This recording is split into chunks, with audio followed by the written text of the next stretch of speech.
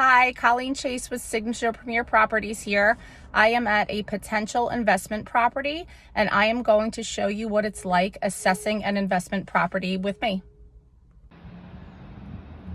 So we're here today at an expanded Cape in Merrick. Garage is down here, single car garage.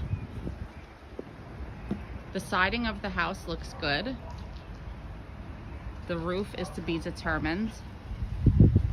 We'll walk in here through the front door.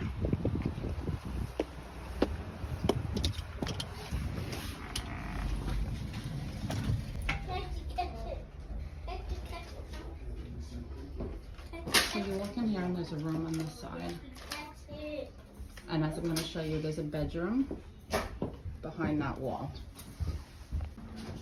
And you walk into the other side and you have what's right now a living room into a dining room.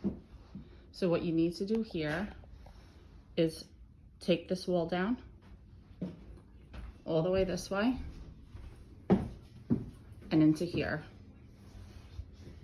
You're going to need a steel beam to reinforce it because it's a load-bearing wall. And then you'll have an open concept.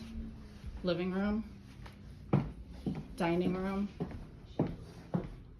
and then into the kitchen. When you walk into the kitchen, this is the wall that I said to take down. So this is all going to be gone. You'll have a nice big kitchen, and the sink and the stove should all be at the back window.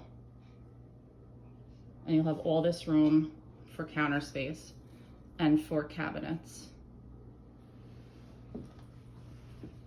There's enough room to put an island.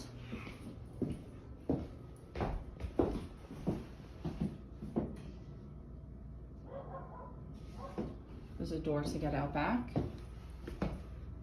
The deck needs to be taken down. And there's a built-in pool. Still on the first floor, you go down into a hallway, and there's a full bath.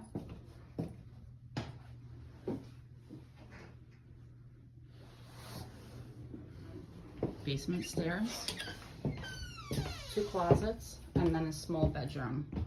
And if you'll notice right here, this wall backs up to the room that I showed you when we first walked in. So what you need to do here is take down this wall and open it up to make this a, quote, in-law suite, and put another bathroom right there. So the plumbing will be there because the other bathroom is right behind it. And then you'll have a nice big first floor, quote, primary bathroom. Now we'll go down into the basement. You have a full finished basement down here. One side over here. The electrical panel needs to be upgraded.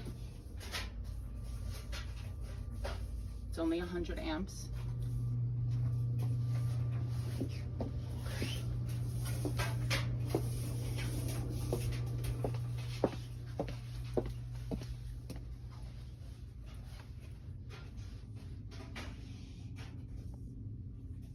So that's the basement. The floors on the first floor are hardwood, so these can all be finished. The rest of the house is an entire gut job.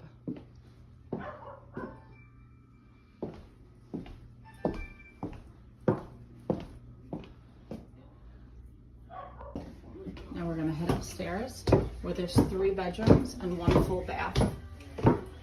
This layout will stay exactly the same. Full bath right at the top of the stairs.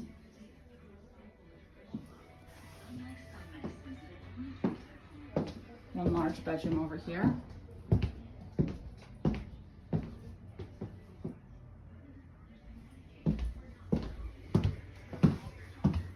smaller bedroom.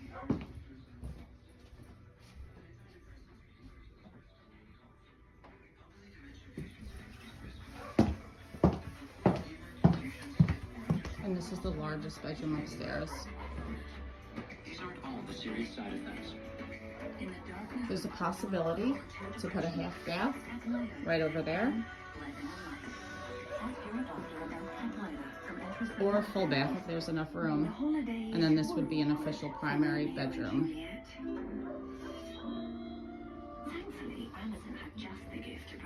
There's no attic space up here, so there's no place for an air handler for central air.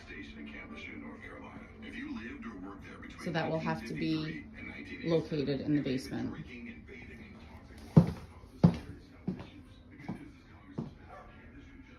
And note, most of the windows need replacement.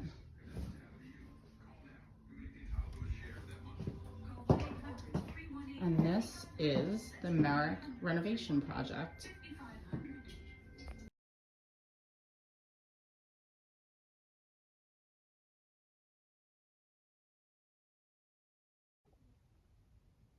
Now let's talk numbers. This is the most important part of working with investors. This is a packet I put together for investor buyers. Numbers are analyzed in multiple ways. The comps must be accurate in regards to radius and school district. The lot size must be similar, and the interior square footage should be similar. It is important to look at the date the house was listed and how quick it went under contract, what the original list price was compared to the sold price. I also break down the price per square foot for each house so that I can get an average of all comps and apply it to the subject property square footage. Once I have that number, I look at the overall average sold amount and see how close those two numbers are. We will look into that more when I show you the breakdown of all the numbers. I never just look at the highest sold comps. I like to comp conservatively and even take off 5% for potential market shifts. When I present a packet to investors for review, I make sure I am confident about the resale price. I don't promise the stars. I comp conservatively, and any profit over that is a bonus. Let's take a look at the conservative comps. So the subject property is a 4-bedroom, 2-bath. Lot size is about 6,500. Interior square footage is about 1,900. Has a full finished basement and an in-ground pool. Here are the conservative comps. There are 2 of them. The first is an expanded cape. It's 3 beds and 2 baths, which is not what the flip will be in the end. So it's smaller. The lot size is 6,000, which is similar. The interior square footage is 1,500, which is smaller. It was listed and under contract in a little over a month. Even though that's not as quick as we would like, it's not alarming because if you see compared to this one, this was listed backwards. So it was listed high and it went under contract a little under this. This was listed low and it went under contract much higher. The under contract prices are both what they actually sold for. And then you'll notice too, the price per square footage is noted for both houses. In the packet that I present to investors, I also have the MLS printout for the comps. So you see this was the first one with all the details, and this was the second one with all the details. So now let's take a look at some higher priced sold comps. And I do believe that these are a little more accurate for what the finished product could sell for. So the first is an expanded cape. It has 4 beds and 2 baths. The lot size is similar. The interior square footage is similar. And it was listed and under contract within 2 weeks. And you'll see how it was listed on the lower side and went under contract and sold for about $70,000 over asking. And the MLS printout to go along with that. The second property that we're going to look at has 4 beds and 3 baths, which is a little closer to what the finished product will be. The lot size is similar. However, the interior square footage is about 1,000 feet more. So this isn't the greatest comp, and that sold at $875. It did list and sell at the same price, and it only took 2 weeks to go under contract. And here we have that listing as well. I just wanted to point out also, you'll notice that there's only one expanded cape on here. We have a colonial, we have a ranch, and we have a farm ranch. That's because there wasn't enough expanded capes sold in the last 6 months with the bedroom and bath count of 4 and 3 or 4 and 4. So I had to expand the search to other styles of homes. So now we're up to this comp. It's a ranch, 5 beds and 3 baths. The lot size is a little bit bigger, but that's irrelevant because it's close enough. The interior square footage is about the same, and this one has no basement, and that is important because that adds a lot of value to a home. You'll notice that it was listed and under contract in 2 weeks, listed on the lower side, under contract and sold for $810. And this is the MLS printout to go along with that. Now we have the final comp, and I believe this comp is the most accurate out of all of the comps. So it's a farm ranch. It's 6 beds and 4 baths, which is bigger than what the final product will be. The lot size is slightly bigger. Again, that's irrelevant because it's close enough. The interior square footage is about 600 square feet more than what the subject property is, and it has a full finished basement. It was listed on the higher side.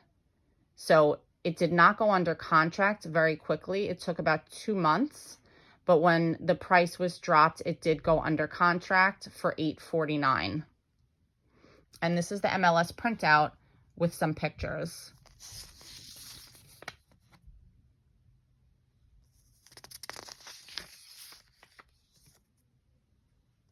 This also has a built-in pool.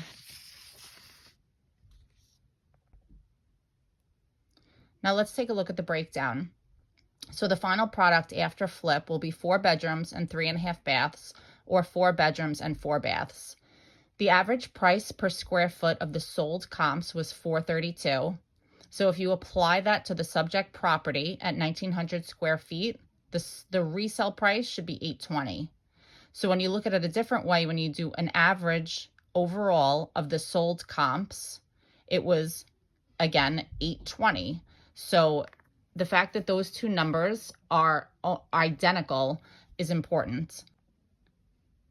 So now let's go back to the comp that I felt was the most accurate out of all of them. Even though it was a farm ranch and it has 2 more bedrooms than the subject property, the lot size is slightly bigger, and the interior square footage, which is the most important out of all of those numbers, is about 600 square feet bigger. So that sold for $849, let's say $850. And if you take off some consideration for the square footage and 2 extra bedrooms, I would say it brings you down to about $820, which is what, in analyzing all of the numbers, I came up with as well. So I feel pretty confident that $820 is a good resale price. So now let's look at the purchase price. If an offer was made for $520 and we factor in about $160,000 for renovation costs, we have to factor in carrying costs. I don't get involved in what people's carrying costs are. It's not really my business. That completely depends on if it's mortgaged, if it's hard money, or if it's all cash. So I leave that up to the investor to determine their carrying costs. I factor in real estate fees on the resale, the closing costs, and the taxes. So for this property, the all-in amount would be $715,000. To get a 10% profit, they would have to make $71,500. To get a 15% profit, it would be $107,250, and 20% would be $143. So if we resold between $800 and $820, the profit would be $85,000 to $105,000. So I would say it's around 15% for this renovation. Welcome to my house. Play that music too loud. Show me what you do.